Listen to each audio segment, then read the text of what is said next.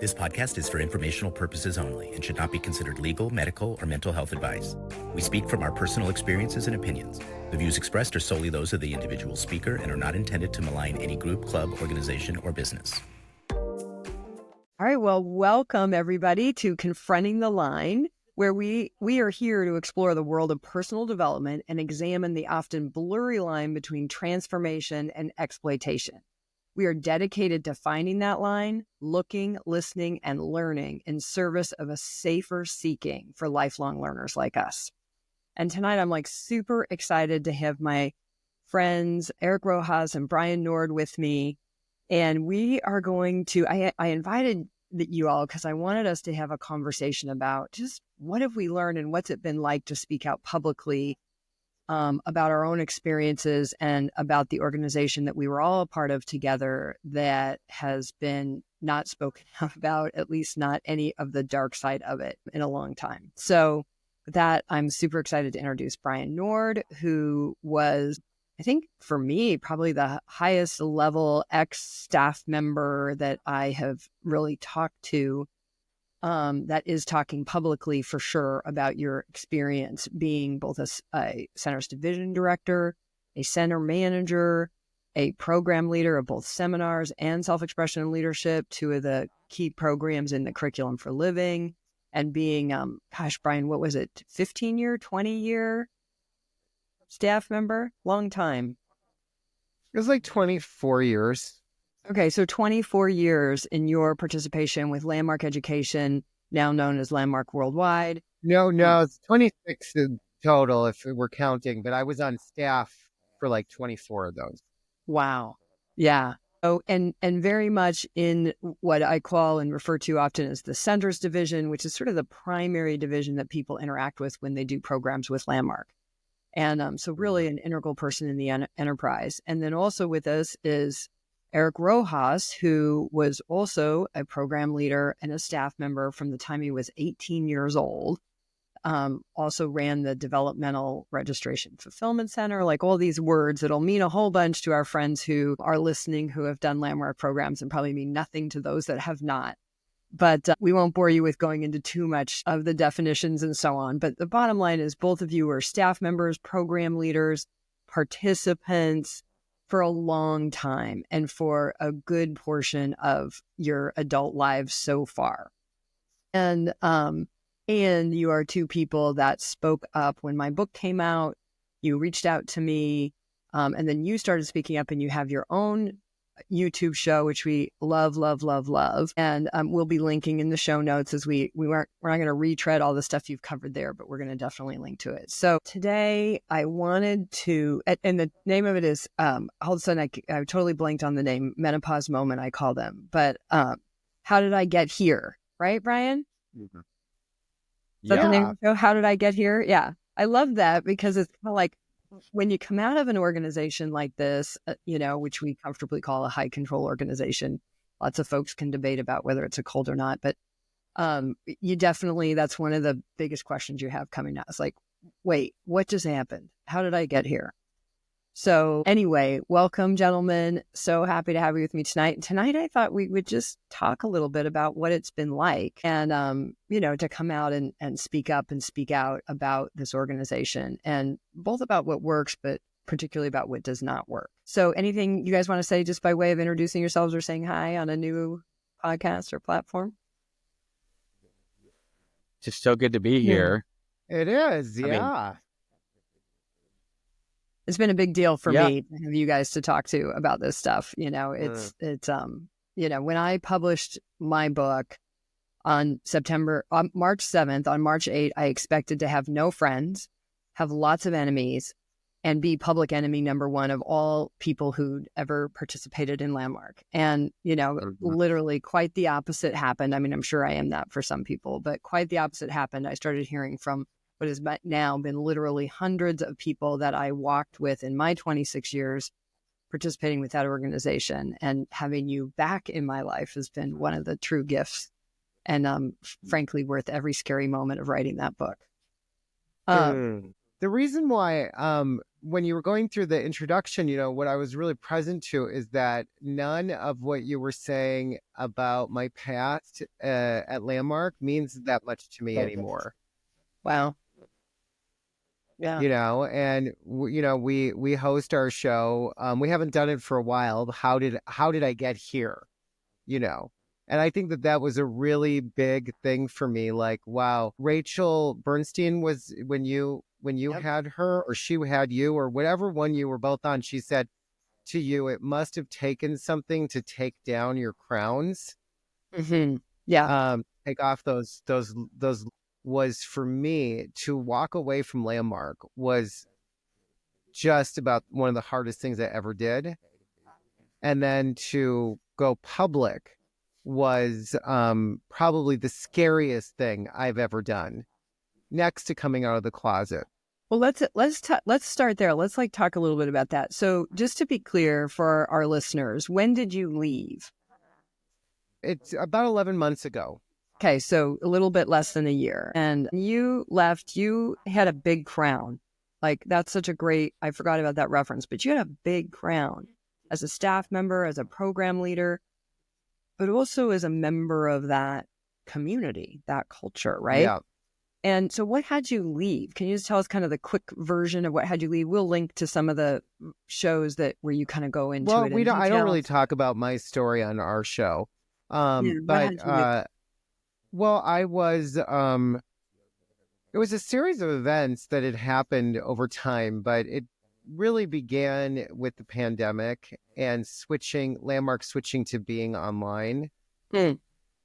And then there was just a lot of contradictions in information that I had been trained in over the years. And there was just something about that time frame where things were so scrambled and unsettled, and the program wasn't being done because it was in person, and there was a pandemic, but a lot of little things just started happening, like screen sharing of memos Werner Erhard wrote, and I'm reading it going, he wasn't supposed to be involved in our company then. Why are we reading like little moments like that where I'm like, oh, he wasn't really gone. And then kind of getting over it, and then just having this, I think because everything was out of control, you could really experience and feel how much high control was wanted, like how much that environment, when you take a bunch of a high control organization and you take it out of control, people's controlling natures really show up. And I was having a real hard time with a lot of the choices being made, things that were being said that I was like, that actually isn't accurate, but you just could not get anywhere. It wasn't until I really recently, in the last couple months, started in the therapy group you started. The idea of narcissism was brought forth. And I've always thought of that as some kind of cliche, pop psychology term. Everybody I know, their ex or their mother was a narcissist or something. Everybody's like labeling everybody. But when they brought it up, that it was like it's like this diva is how I think of it, kind of space where the person who's running it can do no wrong. Everything has to, you are at their whim. They throw temper tantrums. There's anger.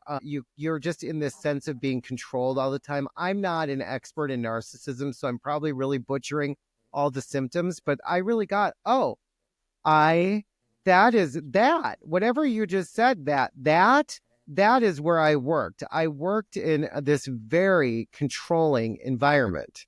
Yeah. Mm-hmm. And, and so, I hear two things. You worked in a very controlling environment that was out of control at the time when you left, kind of like it was chaotic. Lots of, we're going this way. No, we're going this way. We're going that way. But the other thing, it was different than that, though. Like forum leaders who'd been there forever, my whole time, just gone in a day. There were tons of behind the scenes. I didn't even, people. It's good. It's not good. but I don't know any of those people's stories because, we You're were not allowed to told we talk don't about them. talk about that. Yeah, exactly. So, but it was very, there was a lot of upheaval and a lot of it, and there was a lot, and I personally had interactions with people that really hurt my feelings. I felt completely destroyed by, Mm. and there was no kind of coming back from. I just started to see the nature of these people that I'd looked up to my whole life. Like someday I could be one of them, and when I saw them, I didn't want to be anything like them. Gotcha. And So yeah, you but left, right? And as I recall, you yeah, told the story, you left pretty abruptly. You like called one day and said, "I'm not coming in. I'm done. Don't ever call me." I Yeah, sent but an email. sent an Yeah, I sent email. an email. And I just to highlight that because for those of you that are out there listening, like that, how do you get out of a high control relationship, whether it's a work relationship, a love relationship, a group relationship, or whatnot? One of the ways you'll know you're in a high control one is that's how you get out. Like that's how you get out. You have to like cut the cord and like run. And that's not just because like Scientology, they're going to like hunt you down and send people. We've all heard the horror stories from Scientology, right? Where they like send out people to go literally come and get you. That kind of stuff doesn't happen in a group like Landmark, right? In a company. But what does happen is people will call you and call you and call you and process you and have you see where your integrity's out and where your lack of responsibility and all, I mean, there's a whole bunch of stuff that goes on pretty regularly in the operations there. So when you want to actually leave, you kind of got to like cut the cord and leave. Would you say that's accurate, Brian? Well, I don't know if it's true for everybody, but I know for me, what you're referring to is something called getting off of it. And I knew that if I talked to anybody, I would get off of it. I would acquiesce. I would be sourceful, and I would take responsibility, and I just knew I'd get sucked further down the road. I knew I'd just get sucked in more. And Gotcha. but I want to be really straight about a couple things, and honest is that I really came to the conclusion. I still don't like the word cult completely, but I was like, this is a culty, high control, not good thing. It hit me, and it hit me in like a day. And when it all kind of clicked, I was like, the only way out of this is to do it the way I did it. And I looked up the laws, like, can I just resign? Wow. And I knew that I was really setting myself up for a struggle professionally. Like if I walk away, that's my entire community. How do I talk about that? But I just knew in my gut was that I've been lied to. I've seen people be horrible with people.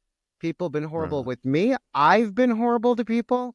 And I don't want to be part of this any longer. And that, according to Dr. Stephen Hassan, is a good enough of any to leave.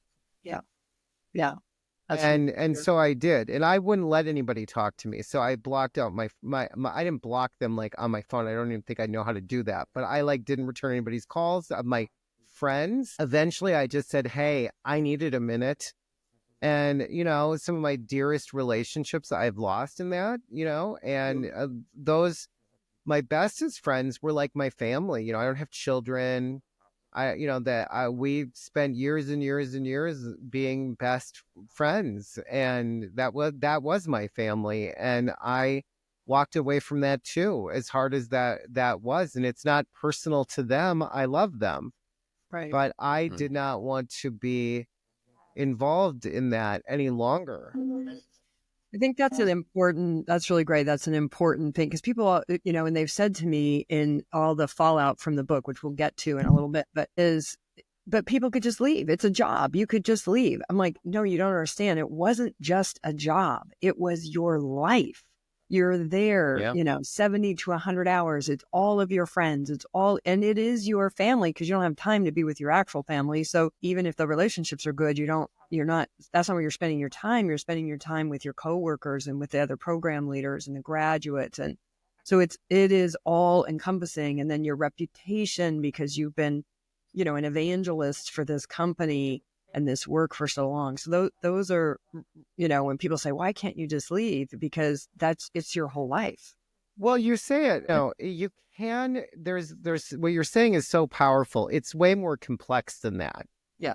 Because one of the things is that I realized that right after I left, I realized that I could not think about anything other than Landmark. And it had been years since I had really thought about anything really. I mean, I might have thought about like, oh, I want a sandwich, but everything was beyond filtered. It was beyond filtered. It was every aspect of my life was imbued, implanted, and instilled in the whole language, the way of thinking, the teachings, the culture, like that whole culture that's it's community and the organization becomes your culture in every way. Well, when you work, see, people talk about this like work, but this isn't work. To be a center manager, you have to go through a period. I now call it indoctrination, but they call it constitution, where you spend months distinguishing the person you thought you were or who you consider yourself to be. And then you develop and create. Well, it's not really created, it's created for you. You demonstrate that you are these other values, this other set of characteristics that equal this accountability. So it's very much more like, I would say, being on staff, and to some degree being a program leader is much more like being in the military, where when you're in the military, you shut down and you become a corporal. Mm-hmm. And there's a process that they go through. It's methodical. Yeah. And they do that with you when you're on staff. Yeah. It's even more intense, I would insert, than the military. Now, I've never been in the military, so I'm going to be clear about that. But in the military, you still get time off. You get leave. There's a structure in which you step out of that role and you have a full life. Well, I mean, my brother was in the military, and if you watch people coming back and why the suicide rates are so high and everything, is because once you become that corporal, you're not a corporal when you're with your family. You're not, that is, you actually are that. That is become who you are. I think it works in a very similar, I don't know which is more intense. I assume going through basic training is more intense. But, and what they go through in the military or being in an actual war. One of my kind of insights I had this year was like, okay, but this is a self-help company. Why do they need a military? Like that was when I started going, oh, this is a cult. So that's part of been my in and out of the whole experience has been like, and I love the title of your book. Is this a cult? Because I have been like, this isn't a cult. This is a cult. Is this a cult? It's not a cult. Why isn't it a cult? Am I in a cult? Was I in a cult? It's not as bad as other cults. Oh, it's worse than that. Okay. I mean, it has been, and that's when I really got, there is a reason why Landmark, whether they use the name Landmark or not, shows up in every cult expert's book. Yeah, right. Well, they all hold a chapter for it because, like in the military, look, you can leave Landmark whenever you want physically. I don't know how easy it is to mentally. I don't know how easy it is to leave Landmark socially. I think those are very challenging things. Okay, I'm going to pause you right there because I want to get Erik's voice in, but we're going to come back because that's a perfect segue into what I'm going to talk about in our second part. So, Erik, I met you independently of Brian when you reached out to me after my book, and you shared with me your story was probably, of the hundreds I've heard, the most impactful to me directly. And what I'm speaking about, and we'll link it in the notes, and won't make you retell the whole thing here, but but you contacted me and shared with me an incident in which your manager So folks out there listening, man, this is your manager, this is your place of work. It's a seminar company, right? And where your manager, the pressure for results is so intense. But there was an incident in which that person put their hands around your throat and, threatened you. Well, I don't know if that person would call it an enrollment conversation or what, but actually put their hands on you and that's called physical assault for those of you that are listening. So if somebody puts their hands and threatens your airway, whether they actually cut it off or not, constitutes assault. And, threatened you physical and bodily harm if you did not step up and produce the results that needed to be produced. That was particularly shocking for me because that happens to be one of the prime moves. I don't detail this in my book, so this is the first time I'm saying this in a public domain, but one of the things that Werner's staff shared with me, several of them now, that he does with his staff is that it's called strangulation. Choking is when you choke on a hot dog. When somebody threatens to cut your air off, that's called strangulation. And that's kind of one of the core physical assault moves that he does. So to hear that was happening in the organization built on his name and his work as part of their employment practice was very, very, very shocking and upsetting to me because I thought it was isolated over there. But how was that for you? Like when because I know you had left, you'd kind of gone on with your life, and then you read my book. And all this stuff came up. So what would you like us to know about that? And feel free if you want to recount the incident, but just how was that for you? Sure. Well, I saw your book because there was so much happening online and there were so many people sending me the book. And as someone it's been, unlike Brian, who just left 11 months ago, it's been years for me. And so I still have some of my closest kind of in the groups that I'm in are landmark graduates.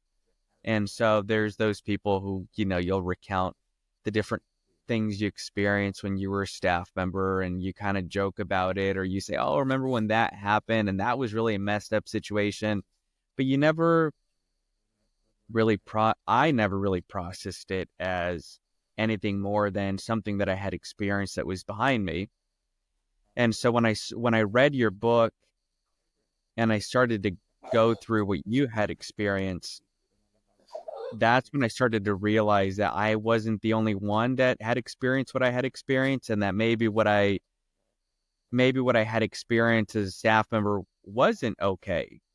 And I started to question everything that I had learned and everything that I had experienced. I credited so much of the success that I had post-staff to the training that I had as a staff member or as a program leader.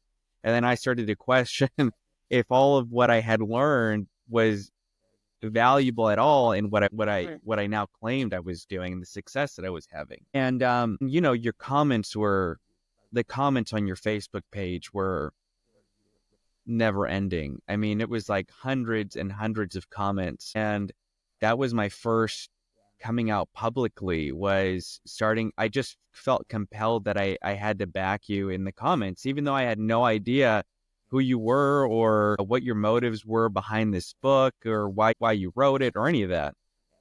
You and I hadn't even talked, and I just felt like the truth needed to start to come out because the truth had been talked about in inner circles for years, at least as far as I'm concerned. And this is with even forum leaders who had left when it was weird for forum leaders to leave.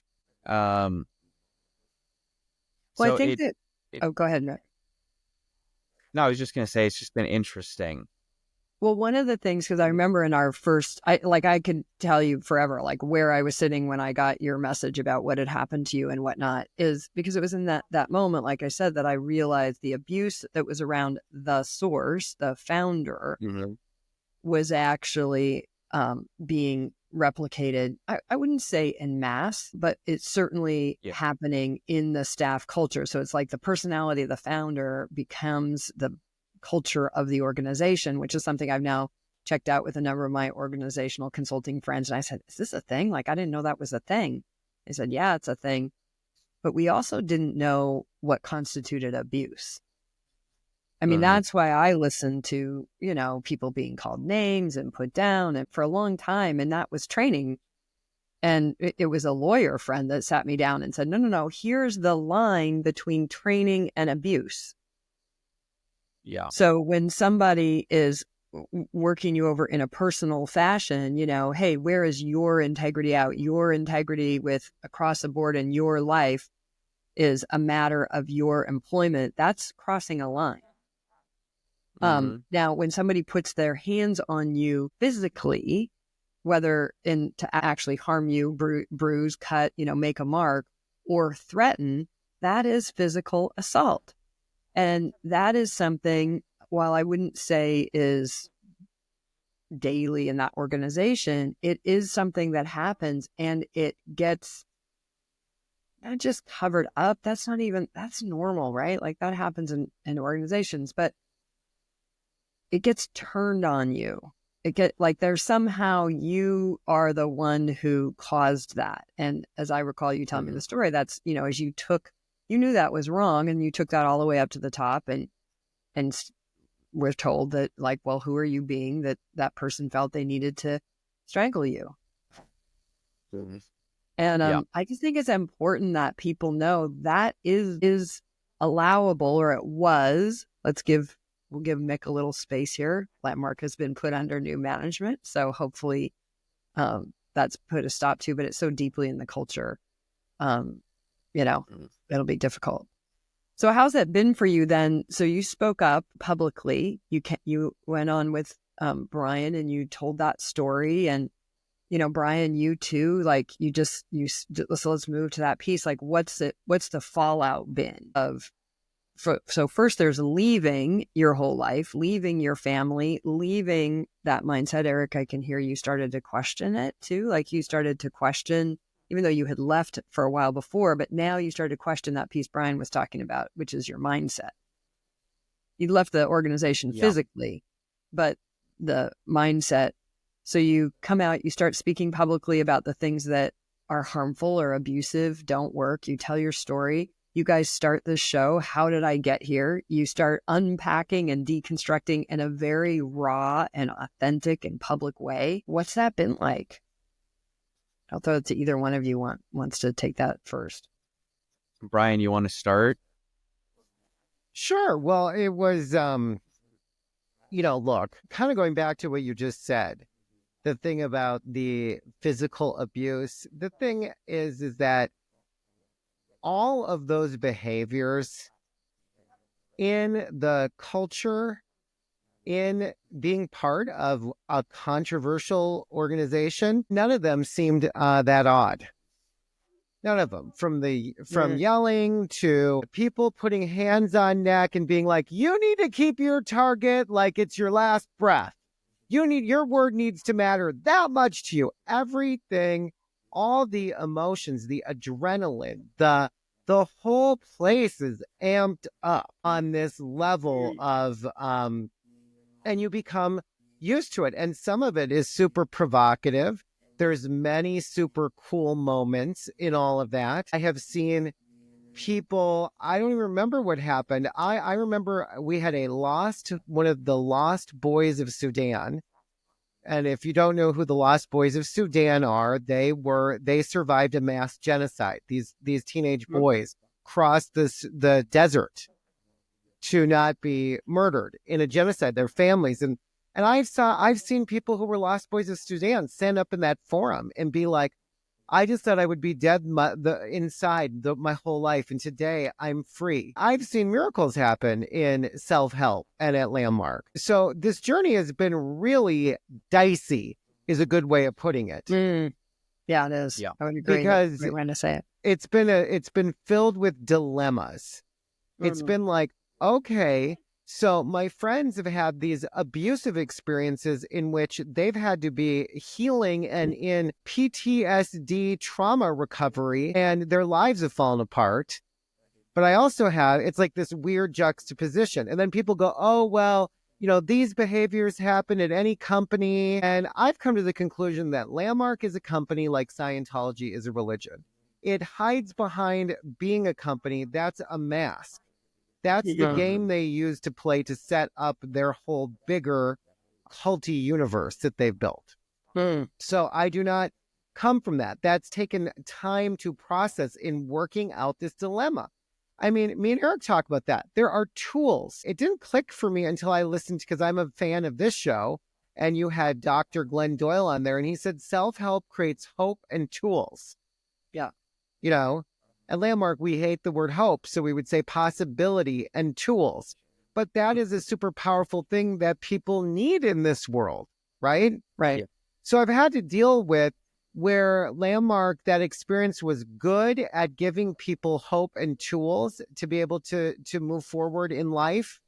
Because if you haven't noticed, it's kind of nice being in the Landmark bubble in one world. You don't really have to deal with just how brutal this human society really can be for a lot of people. Right. You just go, well, if I just register everybody, everything will be fine. But the point is, but you never get there. You never get to registering everybody, but anyways, the point is that, so it's been this dilemma, do I use these tools that they gave me at Landmark or not? When people come at me on social media, and they're like, but I got so much out of the forum. I mean, everybody says that. Even if they agree with me, everybody qualifies their own criticism with Landmark with giving it cred at the beginning. And I used to find that to be like, because it was valuable. But now I'm in a different spot in that whole part of my journey in listening to all these people. Well, because I have decided, okay, whether it's useful or not is kind of irrelevant if people are being left this way, even if it's the minority of people. That's just unacceptable. Healing, needing other care. Is that what you say? Healing, left this yeah, week? like people are damaged in their mental health. I'm telling you, I just saw a post on Facebook. It was like the 30th of these kinds of posts that I've seen by former staff and leaders at Landmark sharing about how they have an autoimmune disease. I can tell you from my colleagues who I worked with years for, I don't have a statistic. It is overwhelmingly high. Most people who work in a company do not have the majority of the people that they know suffering from an autoimmune disease. Well, why do these people have it? Because they're totally burned out. It is proven scientifically you cannot work people. 12 hours a day is an easy day at Landmark. I want it to be said. There is hardly a day I worked just 12 hours. I was there from 9:30 in the morning till 11, 11:30, 10:30. And that's not because I chose to. That's because there was events I had to be at.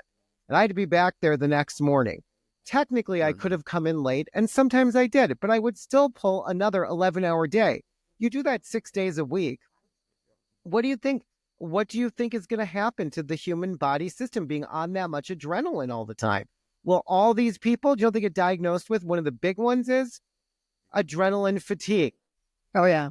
I actually don't know. Your adrenal system is just blown away. So here's my whole point, is that yes, it's magical, but couldn't those same magical results happen without having to exploit people and just use their entire being as a resource? I mean, isn't there some middle ground in that? Isn't there some like common sense in all of it that needs to be said? So what I've decided is, at first it was a boycott. So then I've been practicing not living by these tools and to see how it goes, because I have been informed since I was 20 years old that when you try to live without these tools, you just end up surviving, not thriving. But, and I don't know. I mean, I didn't have any other tools. So then the next thing you have to do is kind of figure out, well, what tools do I have? And then they all kind of sound like Landmark. And then you find out, like I just today was reading a paper for school, and I'm like, my gosh, this sounds like the integrity document. And I'm reading about it. It's like word, and they're using all these words like being and like ontology. And it's a very heady academic paper. I'm like, and I guess it's very famous, and I wish I could remember what the name of it is. I was like, of course, this came out just 1967. This is very famous. This is all just, I could literally word for word find things in our integrity document that came right from that. Okay. It never ceases to amaze me how many of these tools came from or are derivatives of other tools, yet Landmark is the only group that then threatened anybody if they used it and acts like it's their own stuff. So I could go on and on and on Well, and I on. think So that's, what? I'm going to pause you right there because I think that's one of the, Ed calls Ed Gurwitz, our resident expert in all things transformational technology, right? But he calls it the first big lie, which is that Werner and Landmark invented it. But when you're a staff member, a program leader, when you're deeply involved in that organization, you are told directly, this is Werner's invention. This is our invention. And you're you don't have time, and you're discouraged from looking anywhere else. This is the absolute best. Why would you look anywhere else? But, and even if the ideas were out there, they weren't packaged in this way so as to be usable and effective, right? So I've heard the whole, Werner's a Heidegger, which, by the way, is not true. But, Heidegger is a, philosopher that's, try reading some Heidegger. You need a dictionary and a lot of time. And so taking these complex ideas and making them functional, I do think that happened at Landmark. I think Werner is a genius at packaging and marketing. But that lie that this is it, this work, these distinctions, these programs are what the world needs to be cured, to be happy, healthy, like that. You buy into that, whether it's subtly and quietly or whether it's, full-throated and loud, but you do buy into that until pretty soon you're there all the time, and this is the only answer. I've been around long enough. One of the things that struck me, Brian, I don't know if this has come up for you, or you, Eric, but one of the things I started to notice is participants that I had, I've seen them in various courses, and they'd be working on the same thing, course after course, or I know them 20 years later in their Facebook, they're still struggling with that thing that they were struggling with in my course 15 years ago. That's where I started to doubt the efficacy of the work. And then also, as I've gotten a wider social circle than Landmark people, there's all these people in my life that have really thriving, successful, much more than most of my Landmark friends, quite honestly, lives. They never heard of this stuff. They've never done Landmark or Life Springs or Context or whatnot. Erik, how about you? Like, what would you say? Like, so since then, and you reached out to me, you told me your story, you partnered with Brian, you guys are doing your podcast. I know you've been researching and studying. You're one of, there's quite a big group of people that are out there to find the truth, which, by the way, Brian's encouraging me to write a book about the 7 steps of coming out of a high control group. And so I've been thinking about that since our conversation, Brian. And I do think this is one of the ones, is find the truth, find the lies, which means find the truth. Yeah. So, Erik, how's that been for you? First there was just coming with like, oh my God, I was physically assaulted, and no, that was really wrong. Yeah. But then what's it been like for you to talk to people and study and look and learn? Before that, you said something about Werner being a genius at packaging and marketing. And there's no marketing really at Landmark. The marketing they use is through their people and exploiting their people to become their sales force and all that. So I just had to say that because it's been part of what I've been up to, is trying to find the truth in all of that. Because if what I had been taught since I was a teenager when I participated in the Landmark Forum, and that was the truth for me, I got committed to finding out, well, what is the real truth? Because all I really knew was what I was told to believe. And, like we were taught that Werner was never around, and we were taught that on how to answer those questions based in our corporate questions and answers. And that was a lie. And we were taught that. Let me just rephrase that for those that are listening that aren't familiar. In 1990, Werner left the country, sold or gave, depending who tells you the story, the company to his employees. That's not exactly accurate. He sold it to his employees, headed up by his brother and his sister. And those of us that came into the organization and participated, that's when it became Landmark, and we came in and started participating anytime after 1991. What we were told, and there's corporate Q&As Eric's referencing that say Werner does not have anything to do with the organization, that the employees got the technology and everything they built after 1991 was them. And it was not, there was no Werner involved. So anyway, sorry, I just wanted to kind of lay that out because it's crazy. Yeah, no, I mean, it's really good because some people don't know, right? And the truth is he has been around and he's been paid millions and millions of dollars over the years. And we were told that he had no financial interest in the company, but part of the contract was that if Landmark did well, he was going to do well. So that's been part of it. And then in my discovery, what's been most shocking have been all of the lawsuits and all of the legal troubles that Landmark has been in over the years. So that's been part of kind of what the research that I've been doing have been, all the different lawsuits. And most of the lawsuits that Landmark has been in have been employment lawsuits. And, you know, you would think that if there was a corporation that continued to have the exact same lawsuit over and over and over again, that they would address the long hours, the not paying people enough, the using a volunteer force to drive up their business. So it's been a lot of learning that, and that has been fascinating to me, that like every lawsuit pretty much is essentially this exact same lawsuit, just packaged differently. And that's not just here in the United States, but in other places. And then most recently, what's been super interesting to me has been, Landmark's bankruptcy filing in the United States. And what's been so interesting yet not surprising is how they present it to the public. Like everything is presented like in such a positive fashion. Not that things don't have to be presented positively, but they're not presented straight up for what it is. It's presented in this fancy jargon talk and to by the way, obscure the truth. And I think a piece of that too has been for those folks listening, because I can hear people listening going, well, every company does that. You know, of course they're going to put their PR spin on it. But there's two things. One, it's presented internally that way also, and this is internally to an organization that purports that the employees are the owners. So I just started working with this little indie publishing company that published my book, Difference Press. And I'm on a call. I was on a call this morning, my first staff call this morning with the CEO. And, you know, he's going through and he is blatantly saying straight out, this is where we're at.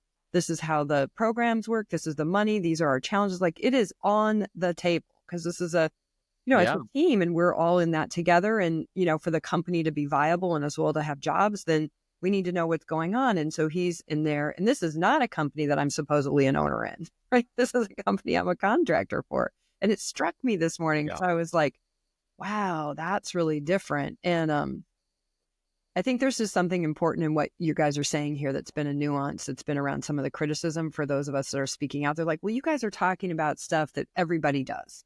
What's the problem? Well, but this is a company that claims it's unlike any other company out there too. Mm-hmm. So this is an organization that says operating with integrity is, you know, how there is to operate in the world. Yet they don't operate that way. Right. Authenticity. And then, authenticity, being cause in the matter, operating with integrity. And so what I've been discovering is how much they operate with little to no integrity, given what they tell their staff and their ESOP shareholders and how they present things. So I have a lot of opinions about why they are where they are today. And I don't know if being a staff member today is different than it was before. They have a very, very small staff compared to what they used to, and the program leaders. I don't know what it looks like internally now. But so anyway, to kind of go back to what I was saying, in my research and all of that stuff, it's been incredibly freeing for me to kind of let go, because one of the things that Brian said early on was that you may leave, but you're always kind of either giving credit to Landmark or you're always thinking about the distinct, like, am I operating with integrity, or like, oh gosh, I'm not producing the results in the business. Am I being cause and matter? And it's like, all that stuff's just out the door for me now. And I just don't, not that I'm just learning that there are other things that, other ways to operate that aren't the way a Landmark staff member would have done it. Right. Yeah.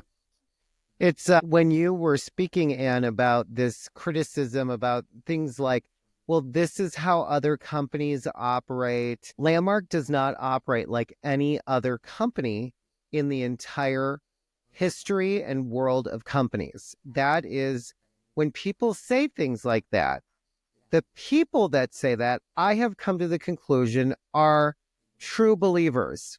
So they ultimately, kind of like when you hear some of these churches that have gotten into some bad things, like the Mormon church that told all the people their 10% was going to feed the poor. And really it was in billions and billions of dollars of investment accounts. And they kept that secret.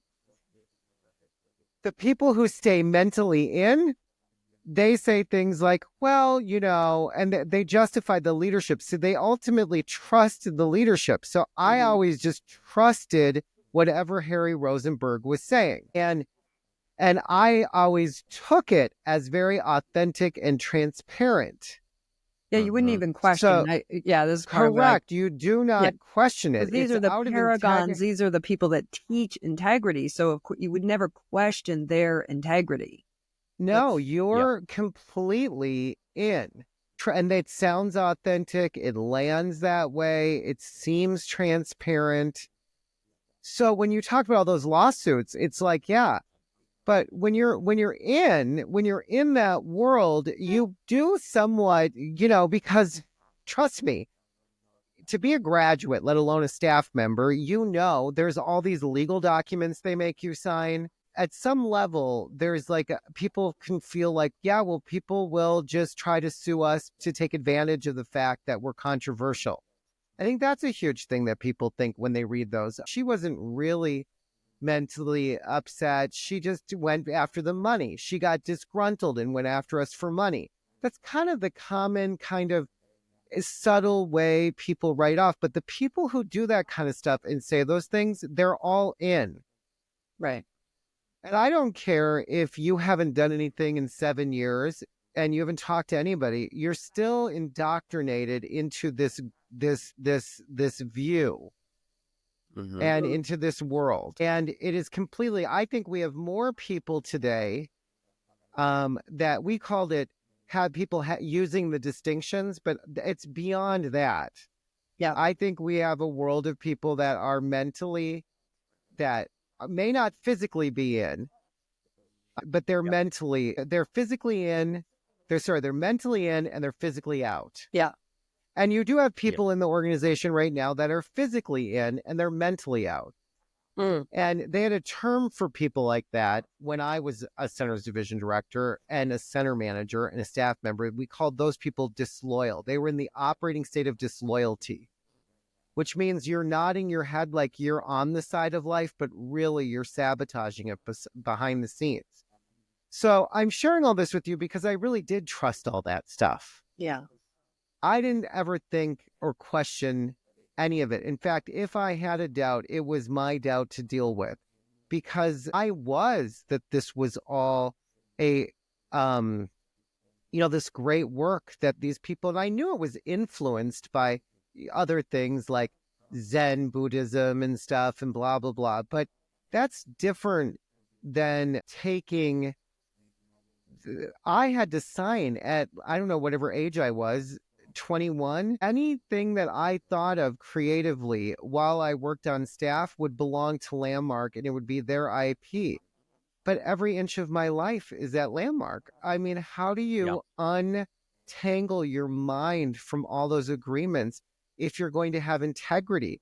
And the ultimate way of having integrity is to stay sourceful with the organization. This is a very, the people that go after that, I find more space for them than I used to.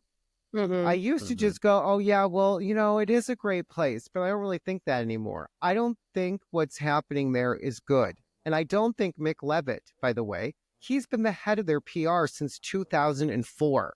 So why is this human being who I think Mick's great, but he's as indoctrinated as anybody in the whole universe. Right. I mean, those are the most his indoctrinated wife, people, to my mind. his wife is one of the executives, and she told me 3 months before, she said, "Don't mess with me. I'm the closest thing to Werner Erhard you'll ever meet." And she had the look of fear in her face. That's called we are no longer in normal territory. This is not a normal company. My boss at my current company does not try to, in a million years, ever be the reinvention of the president of the company. And that company's been around just as long as Landmark. But there's no other 50-year running company, that's any company that works their people 6 days a week, 12 hours a day. Not one. And maybe some legitimate business company that they, Scientology. I mean, you can go join the. That's not a company. That's a religion, Anne. That's a religion. Oh, right. Sorry, Anne. I forgot. That's a religion. And they've made a vow of poverty. That is religion. Don't you get on people's religious freedoms. Right. So my point is that it's like that. What I've been confronting is just how in people are in. The thing you point to about people's lives is like, look, these tools do work and they do improve people's lives and they do give people hope. I actually see that and I know it's true. However, I have seen a lot of people miss out on their life. Yeah. And the thing about that bankruptcy that's just bullshit is that they could have reopened those centers. Right. Everybody was begging for it. They actively and intentionally chose to go this route. I don't know if it was to avoid having lawsuits any longer because they were getting creamed by the millions by all this ridiculous staff environment. I don't know what it was. The assisting program, I don't know as well. Well, there's more. Yeah. There's more coming to that. And Brian and you and I will get into it, but more of what that strategic move for the bankruptcy is coming out. I mean, the bankruptcy courts and the trustee assigned to the case isn't, it hasn't been easy for them. They're questioning a lot of the moves they made, and they should be, because it's sketchy. Yeah. Well, they orchestrated a bankruptcy. Yeah. Yeah. They acted now. Sorry, they planned their work and worked their plan. That is a designed bankruptcy, including love bombing all the people you leave on the way out so that they're complete with you. That is while you told them and led them to believe things were getting better, you were doing great, and that we were all building something. They did that. And they also, people gave years and years and years of their lives to being things like team leaders, program leaders, running out of areas. They literally had managers. It's against the law to have people manage aspects of your business in a for-profit company, to be actual managers. That's against the law. I didn't know that was against the law. They've known it's against the law the whole time. So that getting rid of the assisting program in North America is because the heat of them totally violating the law has been, and that's not a company with integrity. Right. So if you see those things, you're only a true believer and just completely sucked in if you can't turn around and tell them that lacks integrity. And if you're willing to keep participating and these things and you're hearing all these stories and you're hearing what it's like for people, and yet you keep choosing to participate because you're a stand, then you're way more in than you realize, my friend. That's my view now. So I've come, I have a pretty strong opinion about all this now, which is kind of why I toned down our channel. Because it's like, I don't need to have my life's work be about being that harsh of a critic of Landmark. I don't want my life to be about that. But as far as I'm concerned, and Erik was already there, maybe it's just because I'm newer at this, but now I'm just like, no, the whole thing was just BS, and I got sucked in. And even in that movie, Semi-Tough with Burt Reynolds and Chris Christopherson, which is not a parody of Est, it is a very cunning and critical examination where at the end of the movie, the main character chooses not to get married to this woman he loved because she didn't get it. Yeah. And they were making a very big point throughout that movie. They show about all the tax evasion and setting up corporations then. These criticisms are just like when you hear about Scientology and they go, oh yeah, well, of course they're a religion for tax exempt status. Landmark does the same thing, just on the corporate side. They've been being called out for decades. Well, Landmark somehow, huge amount of its money out externally, offshore. I mean, there's all kinds of shenanigans, most of them legal as far as we know, but to hide money. Right, but yeah. And you can say, well, that's what corporations do, but they don't use a free workforce and then call it something else, call it training. Training, right? Well, now they're charging for that training. Correct. And it's the best training in the whole world. Yeah. You would never be who you are right now on this YouTube channel, Anne, if you had not had that training. I don't know if that's true. There's a lot of people. We can do that for my troller. He thinks I'm so terrible. I'm like, well, gosh, I was trained for 26 years at your favorite organization. So maybe your organization isn't so hot. Yeah, the trollers are just, what I've learned about them is that the ones that I have found are the most, it's interesting because you get a real look at the community when you see some of how people react. You get that they're normal people. They're not being graduates. That's what I'd say. They're not. So that's fine. It's good to know everybody's normal and just as messed up and opinionated and nasty as everybody else, because they're definitely not being a graduate. But the second thing is the trollers, a lot of them I have found are people who already went through a version of this when the 60 Minutes thing came out, and they chose their loyalty and they went in on the mission even harder.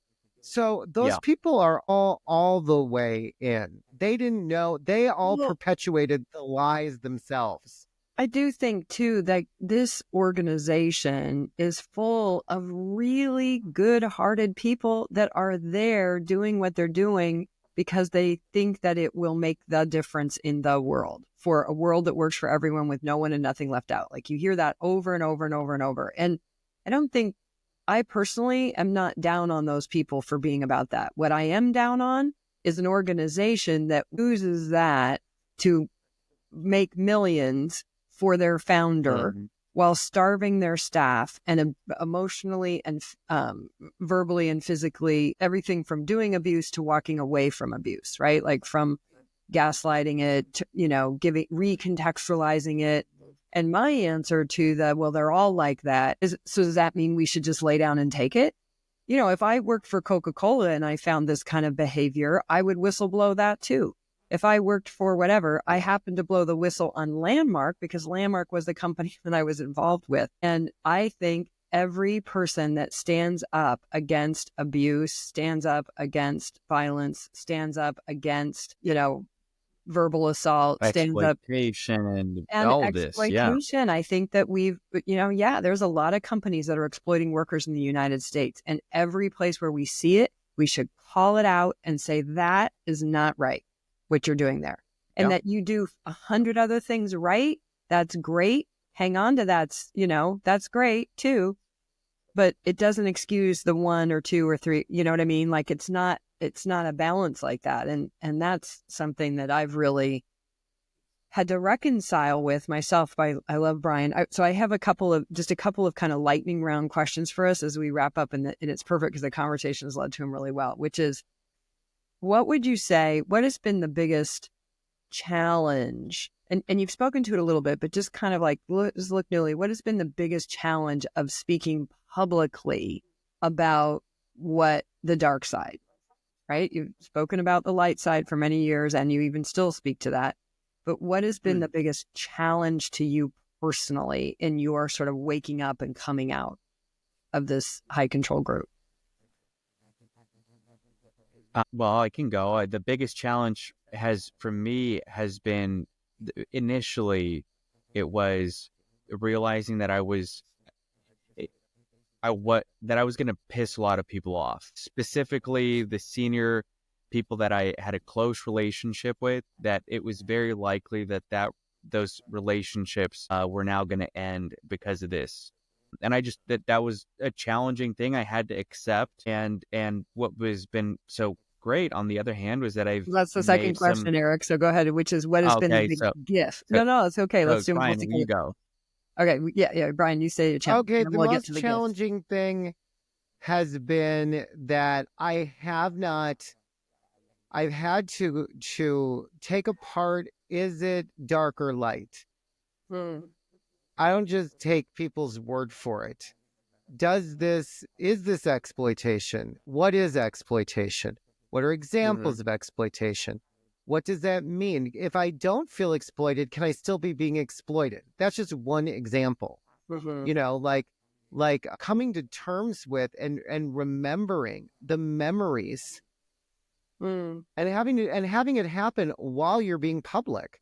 You know, like just being hit by memories of just terrible things people saying to each other or things Yeah. I've done, and having to put myself out there knowing that I've been part of this system, knowing that I have been cruel to people, knowing that I have been one of those leaders who was loud, yelled, knowing that I was, that I didn't, like I was that far in, and that I trying to remember who I was before I got into any of this.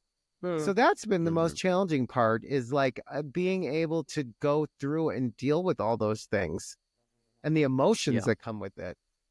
Mm-hmm.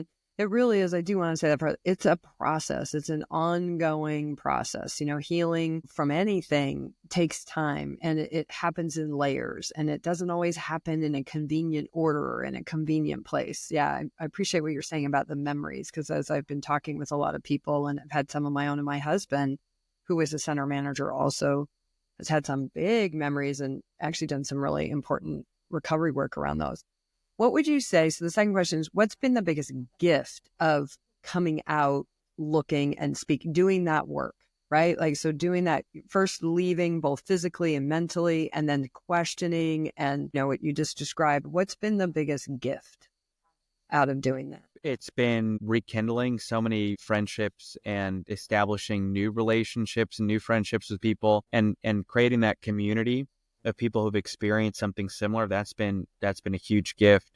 And as well, knowing that there are people who can't speak or haven't, that's been a big one for me, people who can't speak or haven't been able to speak publicly about this organization, and being able to be that voice for those people when they can't or they're not ready yet. So that's been on that piece. And then personally, my wife's never participated in any of Landmark's programs. And so a lot of this journey has been, sharing with her what I experienced and what I went through and who this organization is. And she's, so it's been a gift to be able to share a part of my life that I never really shared, because for one reason or another, when we met, and I was still, I still had close Landmark friendships, but it was just never a topic of conversation. And so now it's just something that we can share together, and further expand our relationship. She has space for things that I experienced, that we're connecting certain dots that weren't connected previously because we didn't even know they were there. So that's also I'm going to use that. Yeah. I'm going to use that as a brief moment to underline something. So that's what you're describing too, is in part a very common response when we experience something that we experience as traumatic, is to lock it away, like lock it away and not talk about it. So to take something that was such an integral part and so much a part of your life and, kind of put it under this cap called, well, I learned a lot of good stuff, I'm moving on, and lock it away. And man, Ashevitz, I wish that really worked for healing, actually. That would be so great. It doesn't, actually, because it'll come up and it'll find its way into our relationships, those things that are not healed. So anyway, kudos to you for doing that. I'm glad to hear that. Brian, for you, what's been the gift of coming in? Well, I mean, I think it's a work in progress kind of gift. Um, but because I have made the choice to very publicly, that's your question, but to really break up with my whole entire life. And really the love of my life in many ways and my passion, just like my whole everything was invested in this. So to turn around and say, wow, this is not healthy, was huge. So the gift of that is that I hope to live a long life. And when my head, when I finish my time here, I have the opportunity now to not have Landmark be my story and be what be my life. I get to have my own autonomy and agency and create and live my own life. And I mean that's scary, and it doesn't feel like a gift. It was very nice when everything was kind of like you were just 24/7 in a world and you didn't have to figure out anything out, it was done Right. for you. That's the advantage of a high control environment, right? You can just follow the rules and go along. Like you don't have to wrestle. Yeah, it's very Everything is structured. completely And managed. people who were in the military also described that, like what the world is like after they leave.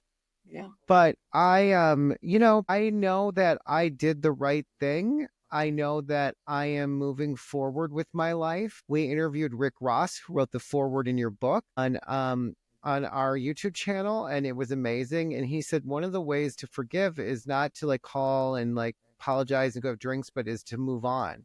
And that hit me like a ton of bricks. And I have really been taking on moving on. So I'm in school, and I'm not just in school. I'm like using that as an opportunity. I have read every degree plan at every university here in Minnesota. I have examined and really considered careers and things I'd never have thought of.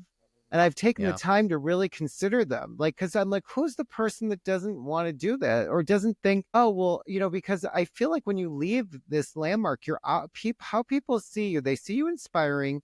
So you're left with a couple choices. Most of them are like being a salesperson of some kind. And, I was like, yeah, I can do that. But I just did that like every day, all day for my whole life. So now what am I going to do?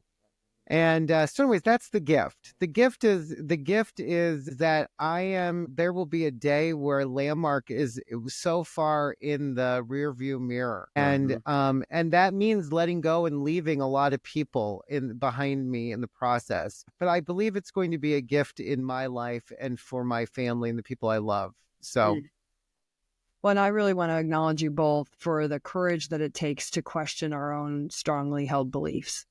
All of us, actually, I'll include myself in that. That's why the title of my book is what it is, because I really was authentically wrestling with that question, Brian, just like you. And, it takes courage for all of us to turn around and question something that we have believed, something that we've been a part of, something that we've advocated for.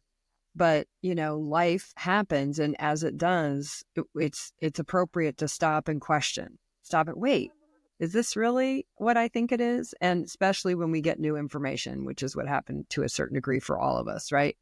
So anyway, I just really want to acknowledge and appreciate your courage for questioning and for speaking out and speaking up and, doing, it's so publicly. Well, I just want to interrupt you for a second because you are the courageous one of this bunch, and I'm serious, and I'm not here to acknowledge you either. I know this is not love bombing. I'm not creating love bombing. Love bombing is a different thing. Love bombing is different. we did that love bombing thing. You can loving up on people is not love bombing. Yes. Showing your heart, acknowledging people, caring about them, complimenting them, that's not love bombing. Love bombing is when you totally make somebody feel so enormously special, so great, and then you use that to take that person and use them to fulfill on your intentions and what you want. You're molding them. Yep. And then you're taking away from them the world that they knew. That's love bombing. And that's how it works in a high control group. But anyways, Mhm. and no, but I'm serious. Since we had the opportunity to be with you in this format, in on your podcast, I just want to say the only reason why I ever spoke up was to back you up. And that's because what you've done is enormously courageous. And, and a lot of what you wrote in that book are things that I now understand what you're saying. And you did it in such a subtle, simple, powerful way. And you really are being a ridiculously amazing leader, in my opinion. Thank you. And you've chosen this path. And I don't think having a mission regarding this, the self-help industry is my path. But I'm proud of our channel and what we did. I don't know what it'll look like in the future or what else. I keep asking, well, what else is there for us to say? But you have a lot to say. And I really you have, this is epic what you've done. And I just really want to thank you. And I think what you're doing it's not easy, and you're the real deal. So I got it. Thank Yeah. you. This has definitely been this is a wild ride. I very much appreciate what you said, Brian, about the gift is not the easiness of it. It's not the simple. It's challenging. It's challenging, but it's real. It feels real. Like I feel a sense of being engaged with reality, like what's real and what's happening, and in a much deeper way than I ever did. And then part of an organization that said that's what we were doing, but we weren't doing it there, but we are doing it here. Right. And honestly, I'm using a lot of what they taught me, what I learned. And part of it is if you see something that isn't working and that has no integrity and you don't say anything and you be a part of it, you're trapped in that same out integrity. And I could not tolerate that. I could not tolerate being trapped and being identified with the kind of out integrity I now know lives in that organization. Yeah. So any last words, gentlemen? Just thanks for having us on. And it's I feel like it was a long time coming. We talk on calls all the time, but it's always nice to have it be in a public live stream like this, and just keep it going.